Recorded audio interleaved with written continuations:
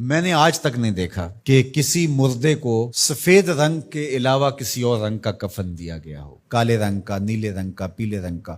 حالانکہ شریعت میں جائز ہے، کوئی سیاہ رنگ کا کفن دے دے جائز ہے، نیلے رنگ کا کفن دے دے جائز ہے، لیکن حضور کا ایک فرمان کہ اپنی مسجدوں کو زینت سفید رنگ سے دو اور اپنے مردوں کا کفن سفید رنگ سے دو۔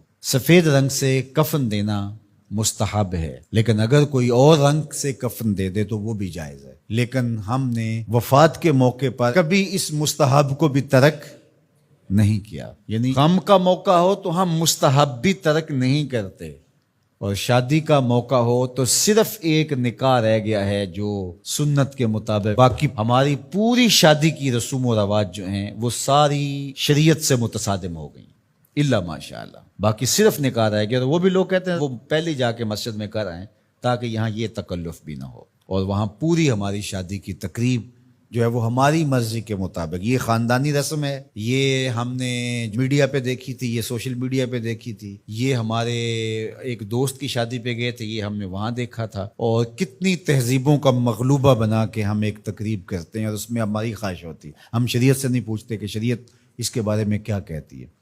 تو کیا اسلام غموں کا مذہب ہے، دکھوں کا مذہب ہے؟ خوشی کے موقع پر آپ اسلام کو نہیں بلائیں گے؟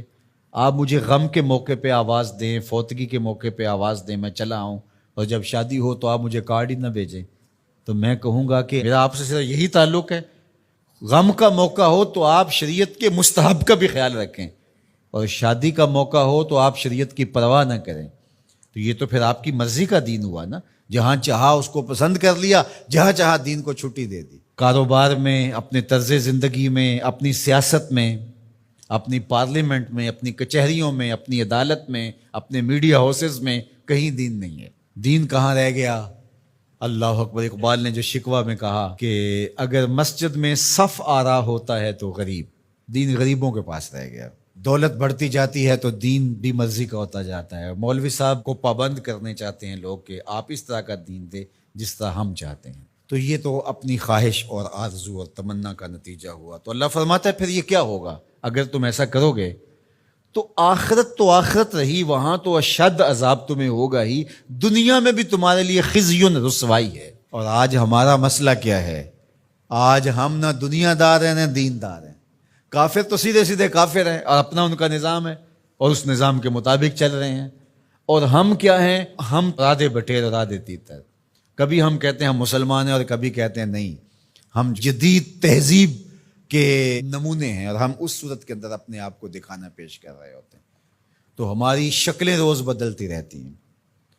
مسجد میں آتے ہیں تو ہم ٹوپی پہن لیتے ہیں، اور پھر ہم ٹوپی بھی وہیں چھوڑ جاتے ہیں، اور میں کہتا ہوں نماز بھی وہیں چھوڑ جاتے ہیں۔ جب دکان پہ بیٹھے ہوتے ہیں تو اس وقت ہم نمازی نہیں ہوتے، بلکہ ہم حج اور احرام بھی وہیں چھوڑ آتے ہیں، اور ہم یہاں اور طرح کے مسلمان ہوتے ہیں، حج پہ اور طرح کے مسلمان ہوتے ہیں، اعتکاف میں اور طرح کے مسلمان ہوتے ہیں، اور ہم باہر اور طرح کے مسلمان۔ حالانکہ یہ ساری تربیت ہے ہماری عملی زندگی میں اس کا اثر پیدا ہو۔